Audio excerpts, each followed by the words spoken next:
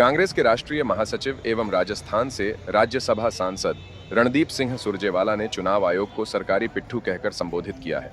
उनका कहना है कि देश में निष्पक्ष चुनाव करवाने वाला चुनाव आयोग सरकारी पिट्ठू बन जाए तो इस देश में प्रजातंत्र अपने आप खतरे में आ जाएगा।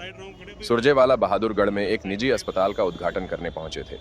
यहां उन्होंने पत्रकारों से बातचीत करते हुए आरएसएस और भाजपा पर भी जमकर निशाना साधा।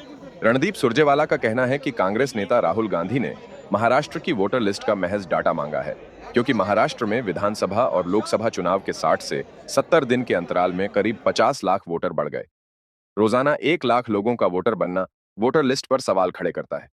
उन्होंने बताया कि उन्होंने स्वयं दिल्ली में इसके खिलाफ केस दर्ज करवाया है और कोर्ट के आदेशों के बावजूद भी महाराष्ट्र सीओ ने उन्हें वोटर लिस्ट अब तक उपलब्ध नहीं करवाई है। सुरजेवाला ने आरएसएस पर भी जमकर निशाना साधा और कहा कि आरएसएस ने आजादी की जंग में हिस्सा नहीं लिया।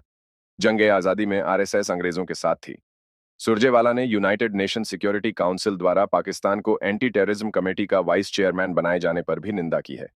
सुरजेवाला का कहना है कि प्रधानमंत्री नरेंद्र मोदी को इसके खिलाफ आवाज उठानी चाहिए। देखिए, चुनाव आयोग जो है उसको पिट्ठू नहीं बनना चाहिए। मुझे मालूम है मैं किस शब्द का इस्तेमाल, दुर्भाग्य से चुनाव आयोग सरकारी पिट्ठू बन गया। और जब निष्पक्ष चुनाव करवाने वाला चुनाव आयोग सरकारी पिट्ठू बन जाए तो इस देश में प्रजातंत्र अपने आप खतरे में चला जाएगा।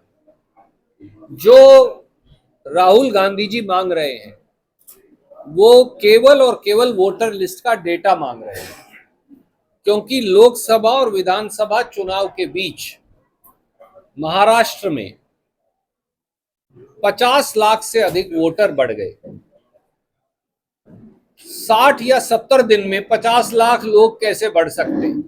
1 लाख लोग थोड़ी पैदा हो गए हर रोज, या 1 लाख लोग जो थोड़ी 18 साल के हो गए। तो ये कैसे हुआ? और कांग्रेस पार्टी की ओर से दिल्ली हाई कोर्ट में मैंने बाकायदा मुकदमा दायर किया। इलेक्शन कमीशन को हिदायत दी गई कि वोटर लिस्ट दें। उसके बाद जब ये हिदायत दी गई, बाकायदा चुनाव आयोग ने ये आदेश दिया कि सीईओ महाराष्ट्र हमें सुनवाई दे। तो 2 बार मैं बंबई जा चुका इस सुनवाई के लिए।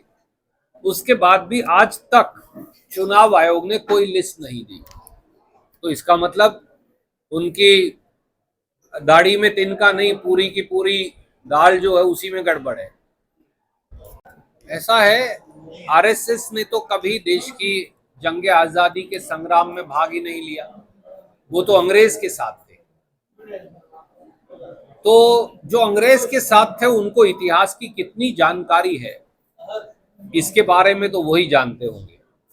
मैं सिर्फ ये कहता हूं कि इस देश के करोड़ों लोगों ने जहां स्वतंत्रता संग्राम में योगदान दिया, उनके मुखिया महात्मा गांधी थे। मुझे मालूम है कि आरएसएस को महात्मा गांधी से नफरत है। मुझे मालूम है कि नथुराम गोडसे उनके वो उपासक हैं। इस देश में भी गोडसे बनाम गांधी की विचारधारा की लड़ाई चल रही है।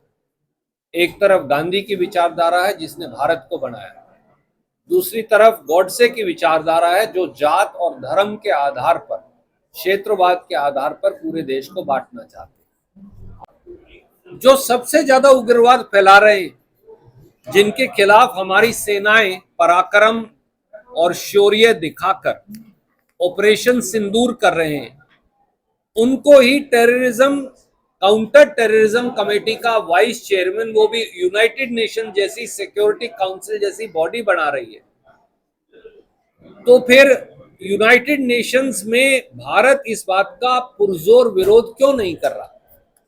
क्योंकि पाकिस्तान तो असली में टेररिज्म का, उग्रवाद का पोषक मुल्क है और हमने ये बार बार बात साबित की है।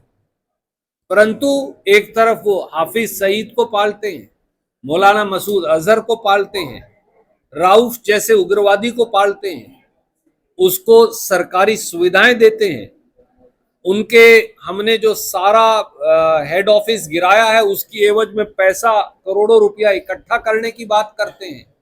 पाकिस्तान की सरकार उनको 30-30 करोड़ उग्रवादियों को मुआवजा देने की बात करती है, और दुनिया में जो यूनाइटेड नेशन है सिक्योरिटी काउंसिल, वो उन्हें काउंटर टेररिज्म का उपाध्यक्ष बनाती है, और हमारी सरकार चुप बैठी है।